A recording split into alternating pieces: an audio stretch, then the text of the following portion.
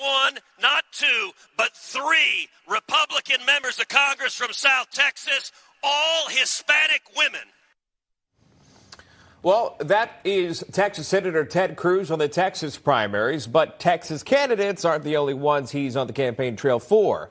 As you may recall, last night, Senator Cruz was in Virginia. He was helping military wife, mom of two, and police officer Yesli Vega in her primary in Virginia that's happening right now as voters head to the polls. Senator Cruz joining us live there from the Capitol. Senator, good to see you. Thanks so much for coming on. How are you feeling today? I'm feeling fantastic, Sean. Thanks for having me. It's good to see you. Talk to me about that. We saw you on the campaign trail there for Yesli Vega, Virginia primary happening now, and I want to get to a number of topics with you. But talk to me about that. The Republican Party, the Virginia primary today, many think that this is a state that could turn red. Do you see that happening in a general with Vega? You know, I do. Yesli Vega is running against a vulnerable Democrat incumbent. I think she's going to win today. If you're in Virginia, if you're in her district, I'd encourage you to go vote for her. She's an amazing candidate. She is the daughter of immigrants from El Salvador. She is a police officer. She is the wife of a soldier. She is a mom, and she is a passionate conservative. And I got to tell you, I think Yesli Vega is part of something we're seeing across the country. You just played a clip of me talking about three candidates running in South Texas. Myra Flores, who just won last night, won in a Democrat district that's been Democrat for 150 years. There are two other candidates in South Texas, Cassie Garcia and Monica de la Cruz. I think we're going to come out on Election Day. We're going to flip the House. We're going to flip the Senate. And I think we're going to see in particular a new generation of conservatives being elected. And I'm particularly excited. I think we're going to see a number of Hispanic women who are conservatives who are going to go head to head with Nancy Pelosi and AOC and Schumer and all of the left. And it's going to be really interesting seeing someone like Nancy Pelosi try to explain the harms or the benefits of illegal immigration to these Hispanic women, many of whom live on the Rio Grande in South Texas, and they see it firsthand. Let me move to Alabama, if I can. The primary runoff happening there. You know that Katie Britt, as well as Mo Brooks, did not receive the majority. They're in a runoff. We just spoke to the congressman a few minutes ago. I know you've campaigned for Mo Brooks. Talk to me about what's happening in Alabama. Well, listen, my philosophy on endorsements is that I support the most conservative candidate who can win. And in Alabama, that choice is clear. It's Mo Brooks.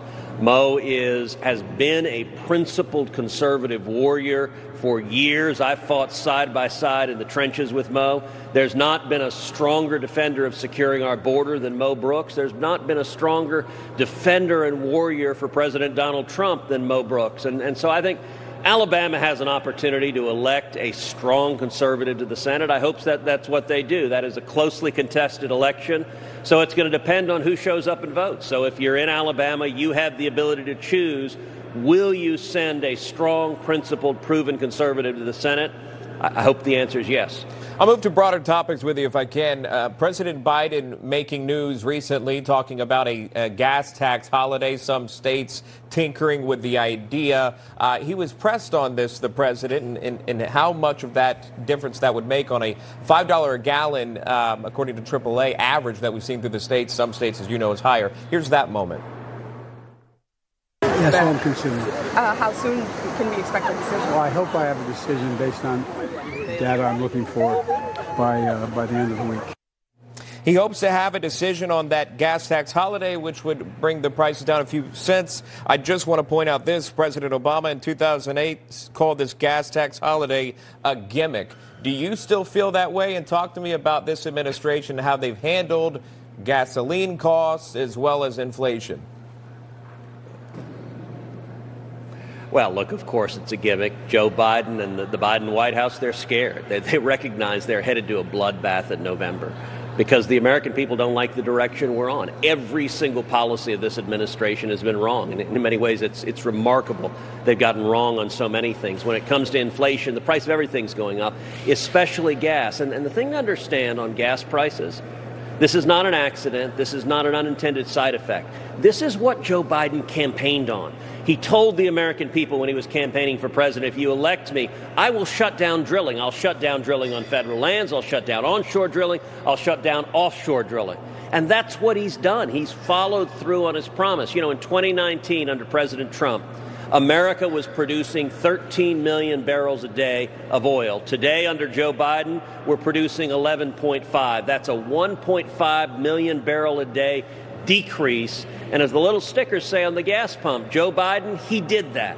He knows that. So this holiday, maybe they'll do the tax holiday. It is directed at one day, Election Day in November. And as soon as Election Day is over, they want your gas to go not just to $5 a gallon. They want it to go to $6, $7, $8. They're aiming for $10 a gallon. And Biden has also said, he's been very candid.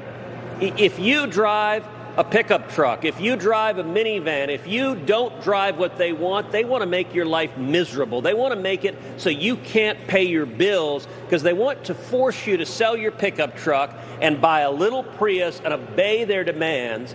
And Joe Biden, get the hell off the backs of the American people. Stop playing games. If Biden wanted gas prices to go down, he could approve the Keystone Pipeline. If he wanted gas prices to go down, he could open up drilling onshore and offshore. If he wanted gas prices to go down, he could open up Anwar for drilling. If he wanted gas prices to go down, he could approve permits to build pipelines, because right now out in West Texas, you can't get a pipeline built to engage in new exploration.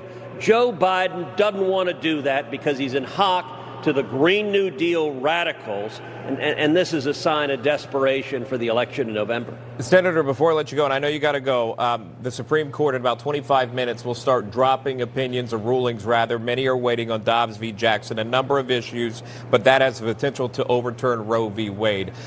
We don't know if it comes out today or Thursday or possibly next week, but regardless, your thoughts on this. There are dozens, pro-life centers that have been targeted throughout the leak of the opinion from Justice Alito.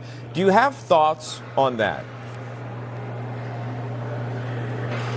Well, we're going to see the decision soon in the next week to 10 days. And I believe the court is going to do something that many of us have been working for and praying for our entire lives. I believe the court is going to overturn Roe versus Wade. It was the right thing to do. Roe versus Wade was wrong when it was decided in 1973, and it's been wrong all 49 years of its history. It's resulted in the lives of over 60 million unborn children being taken.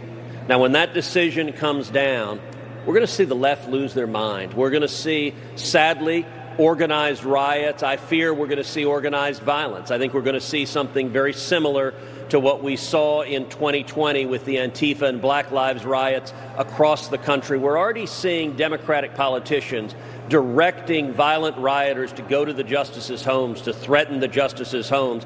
We saw someone arrested for attempted murder of Justice Kavanaugh, and I think we're deliberately going to see violence used as a tool of political terrorism by the left. And I got to say, Sean, it's infuriating that Merrick Garland, the Attorney General, refuses to enforce the law. It is a federal crime to protest at a justice's home while a case is pending. The Department of Justice under Biden refuses to enforce that law. We're seeing pro-life centers, pregnancy centers targeted, firebombed, and the Department of Justice is not doing a damn thing about it. And so if we do see organized left-wing violence, then it is incumbent on law enforcement to do their jobs to protect people and keep people safe. So when the decision comes down, I believe it will be a time for great celebration, but it will also be a time when we need law enforcement to do its job, and we need Merrick Garland and the political henchmen at the Department of Justice not to stand in the way of keeping Americans safe. I want to thank you for taking the time, not for just the show, but for our viewers today. I know they enjoy hearing from you. Senator Ted Cruz joining us live from the Capitol. Senator, thank you.